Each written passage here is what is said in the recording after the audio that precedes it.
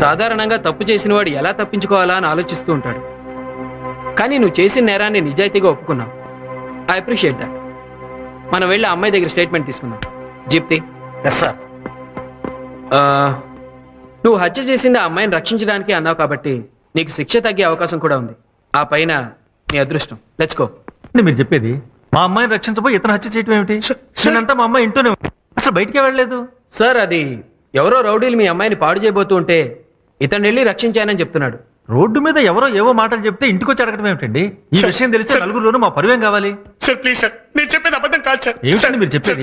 ఏం మాట్లాడుతున్నారంటారేంటి? ఈ గొడవ అంతా ఎందుకు సార్? ఒకసారి మీ అమ్మాయిని పిలిస్తే విషయం ఏంటో తెలిసిపోతుంది. సరే లలిత,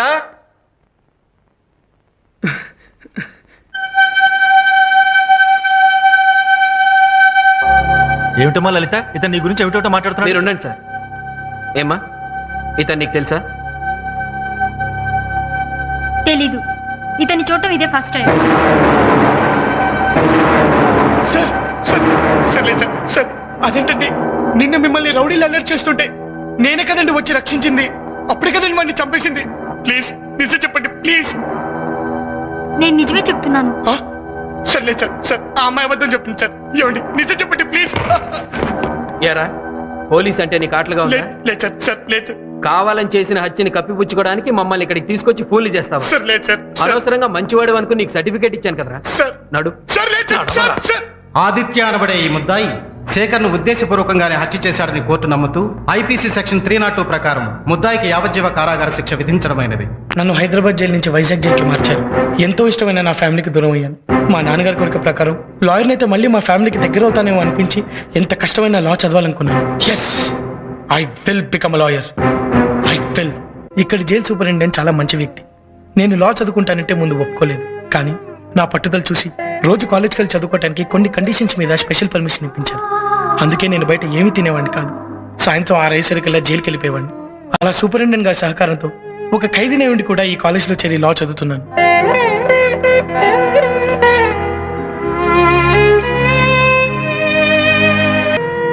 నేను మీలా అమ్మ చేతి కమ్మని వంట తింటం లేదు. సంతోషం వచ్చినా బాధ కలిగినా మీలా అయిన వాళ్ళతో పంచుకునే అదృష్టం కూడా నాకు లేదు. మీలా తండ్రులు సంపాదించిన ఆస్తులతో చదువుకోవడం లేదు. మీకున్న ఏ ఒక్క అవకాశం కానీ అదృష్టం కానీ నాకు లేవు. అయినా నేను ఎందుకు ఇంత కష్టపడి చదువుకుంటున్నానో మీకు తెలుసా? లాయర్గా చూడాలన్నా, నా తండ్రి ఆశ నెరవేర్చడం కోసం. మీ తల్లిదండ్రులు మీకు కావలసినవన్నీ ఇస్తున్నారు. కానీ మీరేం చేస్తున్నారు? ఏ చదువు కోసం అయితే కాలేజ్కి వస్తున్నారో ఆ చదువును పక్కన పెట్టి రౌడీలా గుండాలా మారుతున్నారు.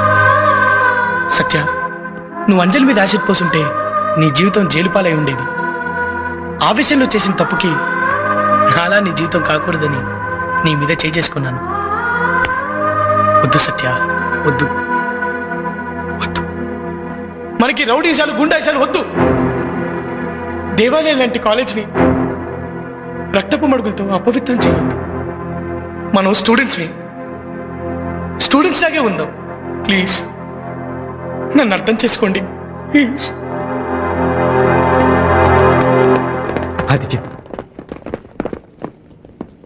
స్టూడెంట్ అన్న ప్రతివాడు సిగ్గుపడేలా ప్రవర్తించాం. మమ్మల్ని క్షమించు. ఐఎమ్ సారీ అంజలి. మేమేం చేసినా చెల్లుతుందనే అహంకారంతో చాలా పెద్ద పొరపాటు చేశాం. I'm extremely sorry. అయ్యా, ఈ రోజు నుంచి నువ్వేం చెప్పినా మేము అది చేస్తాం. నీలాగా మేము అవుతాం. మా తల్లిదండ్రుల కళలు నిజం చేస్తాం. It's some promise. సత్య,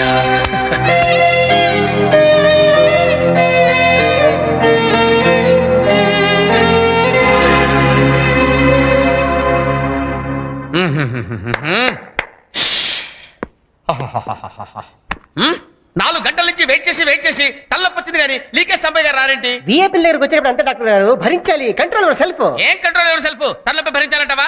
అబ్బే.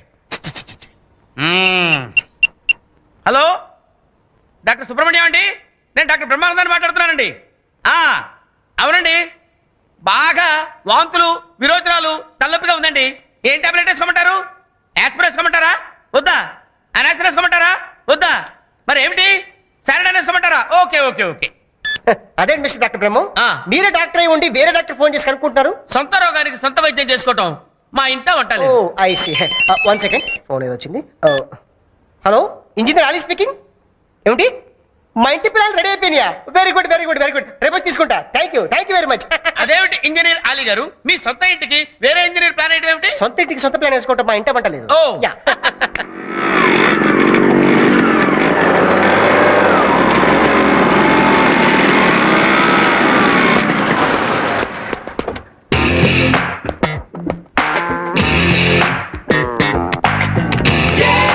సార్, డాక్టర్ బ్రహ్మం గారు ఇంజనీర్ అలీ గారు మీకోసం 4 గంటల నుంచి వెయిట్ చేస్తున్నారు సార్. చేయనివయ్యా, అది వాళ్ళకి అలవాటే కదా. నమస్కారం నమస్కారం నమస్కారం నమస్కారం నమస్కారం, అందరికీ నమస్కారం. ఏంటి ఇలా వచ్చారు? తిరుపతి ఎందుకు వెళ్తామండి? గుండు గీయించుకోవడానికి. నోర్మోయ్, మొక్కుబడి తీర్చుకోవడానికి. అయ్యా, ఆ రోజు తమరు క్వశ్చన్ పేపర్ లీక్ చేయడం వల్ల నేను సూపర్ డాక్టర్ అయి సూపర్ స్పెషాలిటీ హాస్పిటల్ పెట్టి సూపర్ గా సంపాదించుకుంటున్నాను. రోజుకి ఎంతమందిని చంపుతున్నావు? 1 hour నన్ను, 2 లేక 3. ఆహా, కుటుంబ నియంత్రణ టైప్ లో జనాభా నియంత్రణ జరుపుతున్నావు అనమాట. అంతా తమరిదయ్యా. ఆ. అయ్యా, ఇదిగో తమరి వాట. అరే మహాప్రసాదం. ఆ, ఇదిగోండి అయ్యా, పిచ్చుగూడు కూడా కట్టిన రానివ్వండి. మీ పేపర్ లీకేజ్ వల్ల పెద్ద ఇంజనీర్ అయిపోయి పెద్ద పెద్ద అపార్ట్మెంట్ కడుతున్నాను. నువ్వు బిట్టా కడతంటే వట్టా కూలిపోతారేంటగా? గుజరాత్ లో భూకంపం కదా, కొంచెం ఇక్కడ అప్పులాసలే. ఆహా, గుజరాత్ లో భూకంపం వస్తే ఆంధ్రాలో అదురుద్దా? నానా, కాస్త అప్పుడప్పుడు ఇసుకలో సిమెంట్ కలపడానికి కూడా ట్రై చేయి. I will try my level best. ఏమయ్యా, మీరు చదువుల్లో వీక్ అయినా నేను పేపర్లు లీకేజ్ చేసి మిమ్మల్ని డాక్టర్ని ఇంజనీర్ని చేశాను. కాస్త నా పరువు నిలబెట్టండి రా. అందుకే కదా సార్ తమరు సన్మానం చేద్దామని వచ్చాం. అంటే God bless you. Leakage leader Sambaiah garu, జిందాబాద్. లీకేజ్ లీడర్ సాంబయ్య గారు.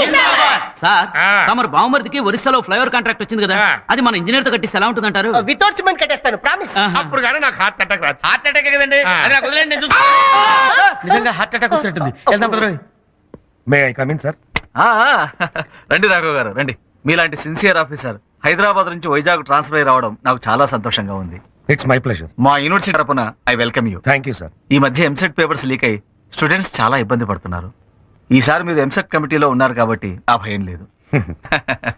ఇంతకీ మీరు ఫ్యామిలీని ఎప్పుడు షిఫ్ట్ చేస్తున్నారు? మంచి ఇంటి కోసం చూస్తున్నాను సార్. దొరికిన వెంటనే షిఫ్ట్ అయిపోతాను. వావ్, ఇది జైల్లో లేదు సార్, కాలేజ్ లో ఉంది.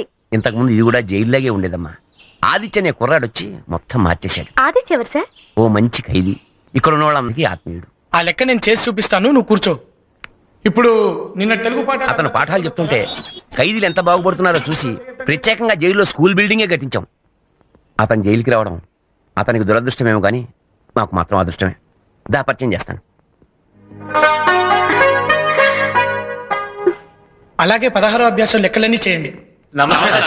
Good morning sir. Aditya, outlook నుంచి ఇంటర్వ్యూ చేయడానికి ఒక అమ్మాయి వచ్చింది. ముందు నీతోటే ప్రారంభిస్తే బాగుంటుందని తీసుకొచ్చాను. అమ్మాయి, నువ్వా? ఈ అమ్మాయి జర్నలిస్ట్. సార్, ఈ అమ్మాయి జర్నలిస్ట్ ఏం సార్? నా క్లాస్మేట్. వాట్?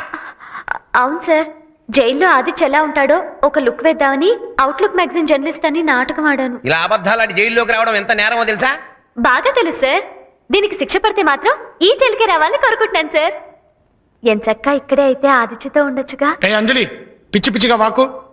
సార్, ఈ అమ్మాయిని ఇక్కడి నుంచి పంపించాను సార్. పంపించేస్తాను కానీ కాలేజీకి టైం అవుతుంది, తొందరగా రెడీ అవ్వు. దా. ఏ ఆది, నీకోసం మెయిన్ గేట్ దగ్గర వెయిట్ చేస్తాం. ఏంటి బాస్ అమ్మాయి? ఏ చిచ్చి, అదేం లేదు. నిజం చెప్పాసు. అరే అలాంటిదేం లేదన్నా. అయ్యో, అలాంటిదేం లేదు. ఇదిగో దొంగ జర్నలిస్టు. సార్ అయితే నువ్వు మావాడిని ప్రేమిస్తున్నావు అనమాట. సార్ మావాడు నిన్ను ప్రేమించట్లేదన్నమాట.